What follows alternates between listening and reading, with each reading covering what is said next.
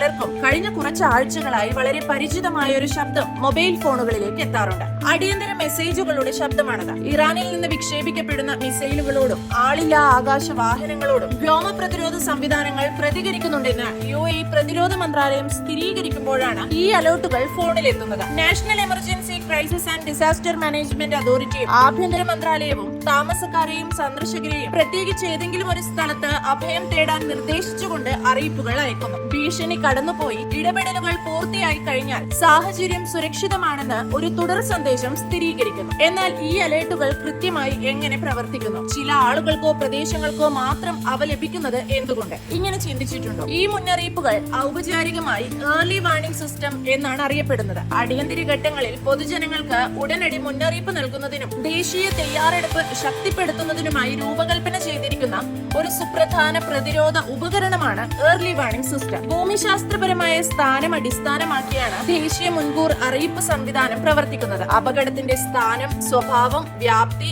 എന്നിവയെ ആശ്രയിച്ച് ബാധിത പ്രദേശങ്ങളിലേക്ക് മാത്രമേ അലേർട്ടുകൾ അയക്കൂ. ഇതിനർത്ഥം ചില പ്രദേശങ്ങൾക്ക് മിസൈൽ പ്രവർത്തനവുമായി ബന്ധപ്പെട്ട മുന്നറിയിപ്പുകൾ ലഭിച്ചേക്കാം, മറ്റുള്ളവയ്ക്ക് അത് ലഭിച്ചേക്കില്ല. കാരണം ആ സംഭവം ആ സ്ഥലങ്ങളെ നേരിട്ട് ബാധിക്കില്ല എന്നത് തന്നെ. നിങ്ങൾക്ക് ഒരു അലേർട്ട് ലഭിക്കുമോ ഇല്ലയോ എന്നത് അത് നൽകുന്ന കൃത്യമായ സമയത്ത് നിങ്ങളുടെ ഫോണിന്റെ ലൊക്കേഷനെയും നിങ്ങളുടെ ഫോണിന്റെ അടിയന്തര അലേർട്ട് ക്രമീകരണങ്ങളെയും ആശ്രയിച്ചിരിക്കും. കൂടാതെ മിസൈൽ ആക്രമണങ്ങൾ ബാധിച്ച സ്ഥലങ്ങൾക്ക് സമീപമുള്ള പ്രദേശങ്ങളിൽ ശബ്ദ പ്രതിധ്വനികൾ കേട്ടേക്കാം.